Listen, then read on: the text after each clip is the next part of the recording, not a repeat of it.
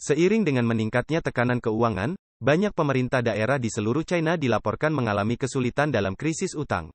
Hegang, sebuah kota provinsi di provinsi Heilongjiang, harus merestrukturisasi fiskalnya pada awal 2022, menandai pertama kalinya dalam sejarah bahwa pemerintah China melakukan hal ini karena utang yang menggunung. Dari sana, pemerintah kota ini memangkas pengeluaran untuk proyek-proyek infrastruktur, mengurangi subsidi pemerintah untuk industri, berhenti mempekerjakan karyawan baru dan menjual aset. Kota Leiyang di Provinsi Hunan dan Kota Yangjiang di Guangdong menghentikan layanan bus karena anggaran yang ketat. Sementara itu, pada bulan Juni tahun lalu, beberapa provinsi di bagian timur yang kaya memangkas gaji pegawai negeri sebanyak 30%, termasuk Guangdong, Zhejiang dan Jiangsu.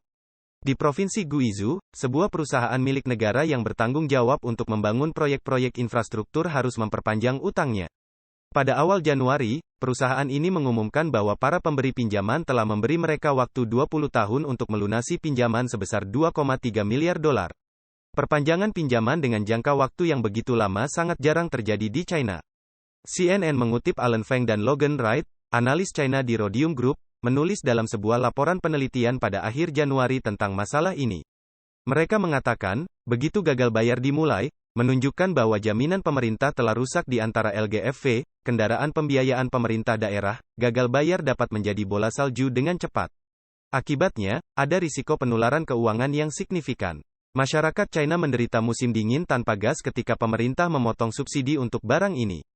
Di Provinsi Utara Hebei, penduduk menderita kekurangan gas alam pada bulan November dan Desember.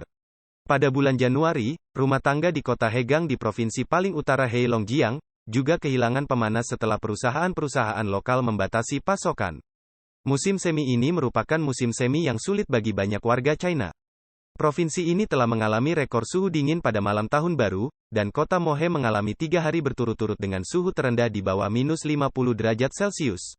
The New York Times melaporkan bahwa Beijing telah meramalkan kekurangan gas alam. Pada tanggal 13 Januari Lian Weiliang, Wakil Ketua Komisi Pembangunan dan Reformasi Nasional, mengatakan, beberapa daerah dan perusahaan belum menerapkan langkah-langkah untuk memastikan pasokan dan harga energi untuk mata pencaharian masyarakat. Pidatonya memohon agar pemerintah daerah harus menjamin pasokan gas rumah tangga, namun tidak menyebutkan apakah Beijing akan membantu mereka secara finansial untuk mewujudkannya.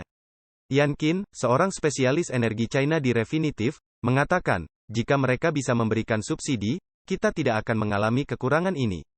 Mengapa negara dengan ekonomi terbesar kedua ini mengalami krisis utang? Pemerintah-pemerintah lokal di RRT diizinkan untuk meminjam langsung dari pasar keuangannya mulai tahun 2015. Sejak saat itu, mereka tidak lagi bergantung pada pinjaman tidak langsung melalui alat-alat seperti kendaraan pembiayaan otoritas lokal, dan entitas terkait lainnya. Oleh karena itu, kuota penerbitan obligasi pemerintah daerah telah melonjak menjadi lebih dari 600 miliar dolar per tahun, dari 100 miliar dolar pada tahun 2015. Berita keuangan China Caixin mengutip Kementerian Keuangan China, melaporkan bahwa pada tahun 2022, China menerbitkan 706 miliar dolar obligasi otoritas lokal baru. Ini adalah jumlah rekor sejak pemerintah provinsi diizinkan untuk menerbitkan obligasi mereka di pasar terbuka. Akibatnya, pada akhir 2022, total utang yang belum dilunasi di China melampaui 123 triliun yuan atau 18 triliun dolar. Di antara jumlah tersebut, para analis memperkirakan 10 triliun dolar merupakan utang tersembunyi yang dimiliki oleh platform pembiayaan otoritas lokal berisiko yang didukung oleh kota atau provinsi. Namun, analis dari Mars Makro, sebuah perusahaan riset ekonomi yang berbasis di Hunan, memperkirakan utang tersembunyi mungkin mencapai 65 triliun yuan atau 9,6 triliun dolar pada pertengahan tahun 2022. Angka ini 20% lebih tinggi dari perkiraan 53 triliun yuan yang diberikan oleh Goldman Sachs pada tahun 2021. Angka ini juga setara dengan lebih dari setengah PDB China. Para analis memperkirakan, utang pemerintah China sekarang setara dengan 102% dari PDB. Seorang pejabat tinggi China pernah mengatakan bahwa utang tersembunyi yang tidak jelas, besar dan sulit dilacak ini akan menjadi ancaman terbesar bagi stabilitas keuangan China di tahun 2023.